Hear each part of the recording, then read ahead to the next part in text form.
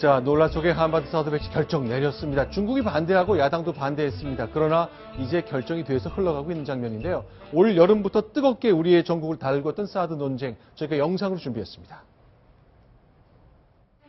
주한미군의 사드 배치 문제는 우리의 안보와 국익에 따라서 검토해 나갈 것입니다. 사드 체계의 군사적 효용성을 극대화하고 지역 주민의 건강과 환경에 영향이 없는 최적의 배치 부지로서 양국 국방장관이 승인하였습니다.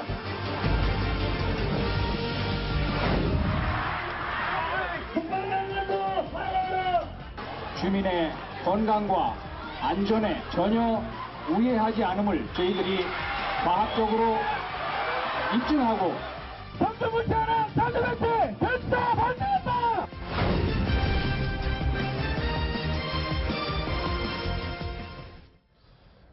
자, 이 뉴스 보니까요, 올 7월 한바탕 뜨겁게 달궜던 저 장면인데, 물병 날라들고 그게 7월 중순이거든요. 이정은 의원 어떻습니까? 지금 성주군의 북쪽으로 옮겨서 김천에서 반대했었는데, 글쎄, 최순실 게이트 뉴스에 묻힌 겁니까? 아니면 어떻게 되고 있습니까? 묻히지 않았으면 계속 났겠죠. 원불교 측에서도 반대한다고 하는데요. 저 사드 문제는 여러 가지로 보셔야 됩니다. 지금 문재인 전 의원께서 굉장히 반대하시는데 문재인 비서실장 할 때 노무현 정부였잖아요.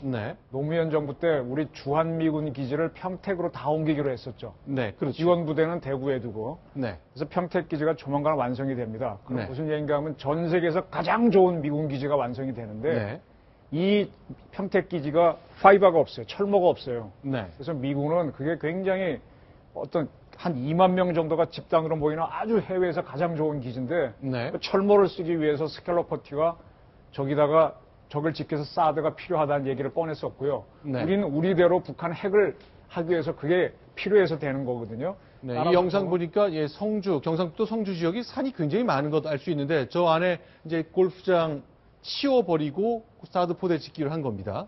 그렇게 해서 이제 들어가기로 한 겁니다, 지금. 저 사드 배치 문제는 한미 상호 방위 조약에 명백히 되어 있습니다.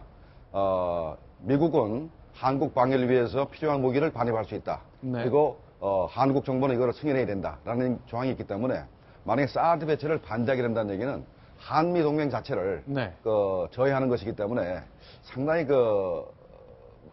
배치 자체가 배치에 반대하는 것 자체가 문제가 많은 것입니다. 그러니까 문재인 만약 전 의원께서 반대를 하시면은 노무현 정부 때 미군 전체 기지를 평택으로 옮겨놓은 거와 충돌이 되거든요. 저분은 계속 반대하시고 하게 하는데 나는 과연 그 정치적 문제를 어떻게 본인이 이 논리를 갖고 있는지 굉장히 궁금합니다. 이제 사드 같은 경우에도 사실은 지난해까지만 하더라도 사드 배치에 대해서 배치를 찬성한다가 3분의 2 정도였고요. 그 다음에 이제 배치를 반대한다가 3분의 1 정도였거든요. 그런데 이제 올해 7월 이제 13일 날 발표를 한 이후에 지금 이제 가장 첫 번째는 최순실 게이트로 이제 탄핵 정국이 시작됐고 그리고 갈수록 그거를 틈타서 또 야당의 반대가 더 커지고 있고 최근에 들어가서 또 중국에서 한한령이라고 하는 건 이제 한류를 제한한다 이런 뜻이에요. 한정하다 하는 그 한자에다가 한류 한자입니다. 그러니까 그런 금지령이 내렸다고 하는데 중국에서는 공식적으로는 한한령은 없다라고 얘기를 하고 있습니다. 그러니까 금한령이라고 하면은 완전히 한국의 여러 드라마라든지 영화를 완전히 금지를 하는 거지만 저거는 어느 정도 제한을 한다 이런 건데 중국 정부에서는 공식적으로는 안 하고 있다고 하지만 실질적으로는 이루어지고 있는 저런 상태입니다. 저런 상태에서 지금 현재 전체 사드에 대한 찬반 의견도 상당히 비슷하게 좀 바꾸어지고 있는 그런 상황입니다. 지금 야당이 반대한다는 거 말씀하시지 않습니까? 그러면 탄핵 정부가 사실 맞물리는 겁니다. 그러니까 야당은 원래 반대했었죠.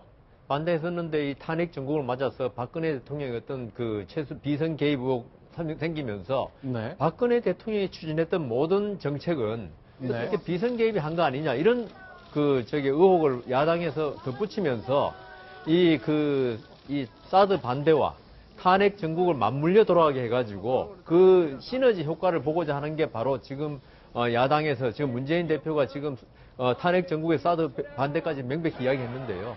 더 강하게 이야기할 수 있는 그런 계기가 됐다고 보입니다. 알겠습니다. 지금 사드에 반대하시는 분들에서 한 말씀 드리고 싶은데요.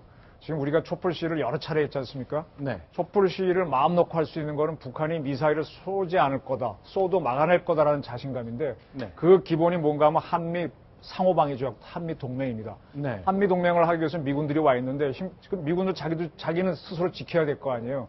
지키기 위해서 북한의 핵미사일을 갖고 있다니까 사드를 배치하는 거기 때문에 지금 촛불 시위를 할 수 있는 가장 큰 방패가 되고 있는 게 사드입니다. 근데 이거를 야당이 합쳐갖고 촛불 시위니까 사드를 뭐 다시 하겠다고 하는 거는 정말 자가당착이라는 걸 우리 국민들한테 좀 말씀드리고 싶습니다.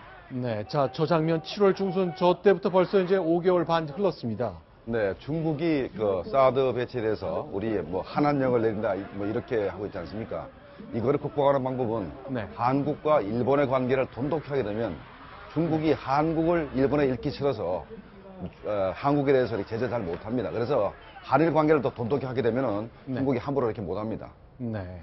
자, 일단 문재인 대표도 그런 말씀을 했고 어쨌건 이렇게 반대 속에 왔고 사드 찬성이 배치가 높았다가 이제 탄핵 정기수 비슷해졌단 말이죠. 그럼 내년은 어떻게 됩니까? 연말까지 완성한다. 그거는 뭐 달라지지 않은 겁니까? 아니면 좀 당긴다 그랬는데 어떻게 진행되고 있는지 모르겠네요. 저는 뭐 원하는 대로 갈 거라고 보는데요. 네.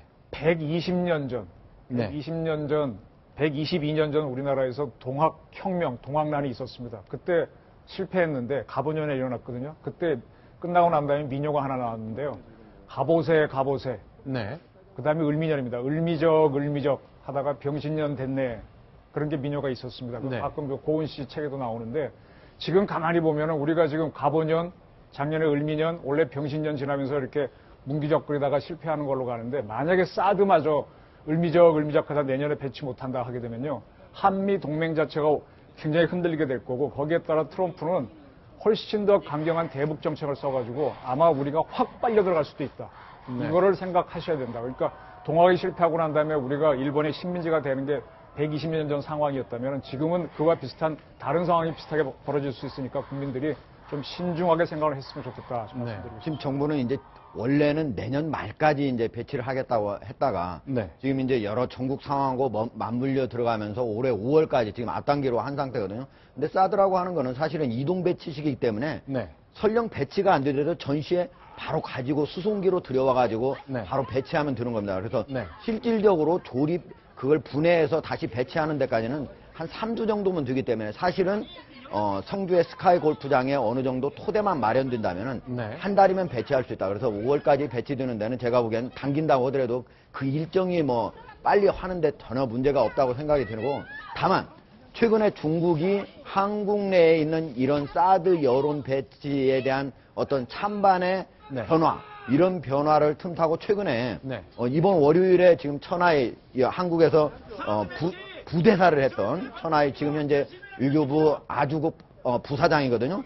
그리고 이 사드 담당, 그 북핵 담당하고 있는데 지금 와가지고 대한민국의 외교부 관리만 만나지 않고 정치인, 종교인, 언론인 저 같은 경우에도 보자고 해서 제가 수요일 날 봤습니다. 같이 봐가지고 한국이 진짜로 어떤 생각을 하고 있는가, 대다수 민중이 어떤 생각을 하고 있는가 자세히 그렇게 전달했는데 우리가 중국에 제대로만 전달을 하면은 중국도 저는 그거를 이해할 수 있을 것이라고 생각합니다. 우리가 왜 중국을 겨냥하지 않고 이것이 북한을 겨냥하는지, 북한을 겨냥하고 있을 때 인공위성에서 중국이 152개의 인공위성이 있고 그 중에 50여 개가 군사 정찰위성입니다.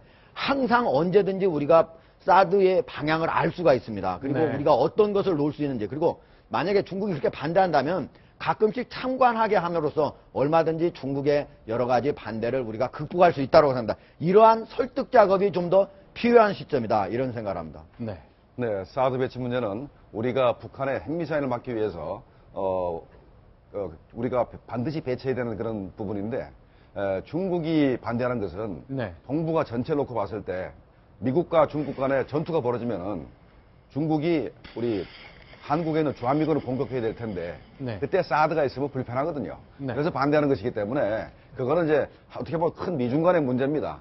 그래서 이 부분에 있어서는 사드 배치 반대 문제에 대해서는 한중 간의 문제가 아니고 미중 간의 문제이기 때문에 이거는 미중 간의 문제로 넘기고 우리는 반드시 그걸 배치해야 됩니다. 일단은 북한에 우리가 핵무장을 할 수 없는 상태에서는 사드 배치하는 것이 가장 우리의 안보를 지킬 수 있는 가장 좋은 방법입니다. 알겠습니다. 이제 이제 내년 대통령 선거 앞당겨질 가능성 아주 높게 점쳐지고 있습니다. 그 과정이 과연 이 사드 배치 그리고 한미 동맹 문제, 북한 핵 문제, 문재인 대표 그리고 안철수, 반기문 등 다양한 대선 후보들의 의견을 놓고 다툴 것 같습니다. 올 한 해를 뜨겁게 달궜던 이 사드 문제, 내년 상반기 대선 전국에 적잖은 논란이 계속 이어질 것 같습니다. 자, 지금까지 두 가지 소식, 올해 있었던 10대 뉴스 가운데 두 가지 안보 소식을 정리해봤습니다. 김정봉 교수님 그리고 이정훈 편집위원 여기서 인사를 드리겠습니다. 고맙습니다. 감사합니다.